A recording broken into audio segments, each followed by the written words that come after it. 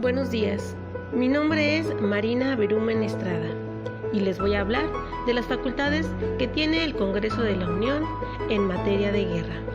En México contamos con una Constitución que es nuestra ley suprema, nuestra ley máxima, a la que llamamos Constitución Política de los Estados Unidos Mexicanos. En ella se regulan todos los aspectos fundamentales de la vida política de nuestro Estado. Es por ello que cuando en el país llegara a haber la necesidad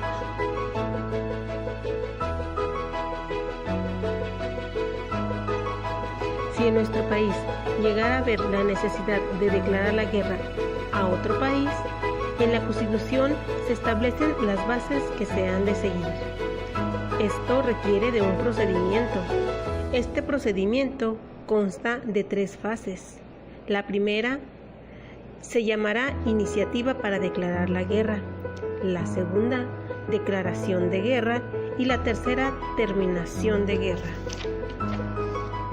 En la primera, a la que llamamos iniciativa de guerra, para hacer frente a una catástrofe de esta naturaleza, como lo es declarar la guerra a otro país, se requiere que se expida una ley.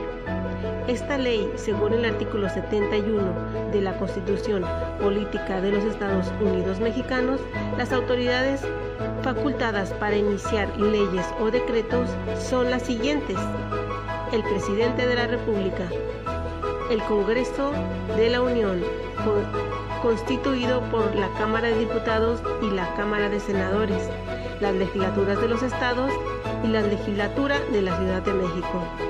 Si en México llegara a haber una guerra, es responsabilidad de todos los habitantes del país alistarnos y servir a la Guardia Nacional, con el fin de defender nuestro país, defender nuestro honor, defender nuestra patria y defender nuestro territorio. La iniciativa de guerra les corresponde iniciarla al Poder Ejecutivo, es decir, al Presidente de la República, pues es quien está facultado para declarar la guerra en nombre de los Estados Unidos Mexicanos. Esto de acuerdo con el artículo 89, fracción octava de nuestra Ley Suprema. Esto tendrá que ser previa ley expedida por el Congreso de la Unión, quien debe de tramitar las bases detalladas de cómo se va a realizar este trámite.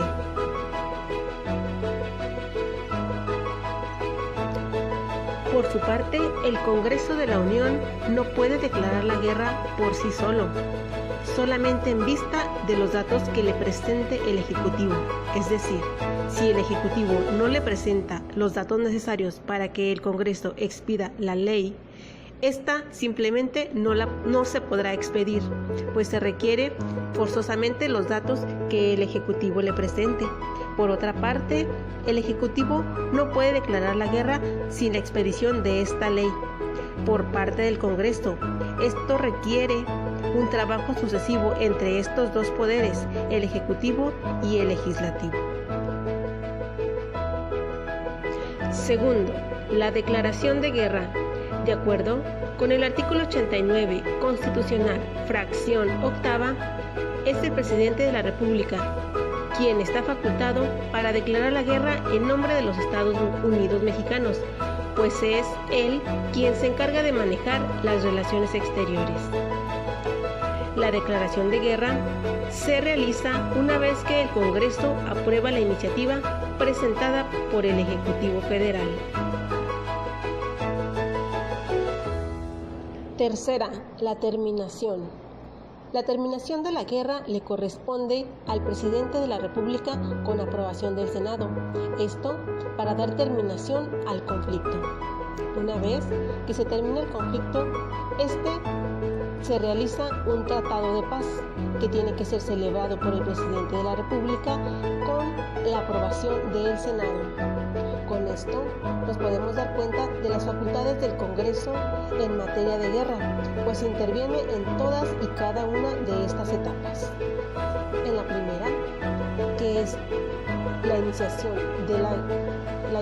del proceso, el Congreso está facultado para hacerlo, o se encarga de aprobar la declaración de guerra presentada por el Ejecutivo, que tendrá vigencia solo en el territorio nacional.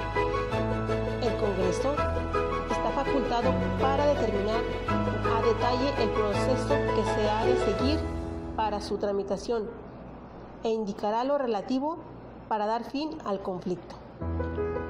La segunda etapa, que es la declaración de guerra, esta se realizará solamente si el Congreso aprueba la iniciativa presentada por el Ejecutivo. Si el Congreso no la presenta, esta no se realiza.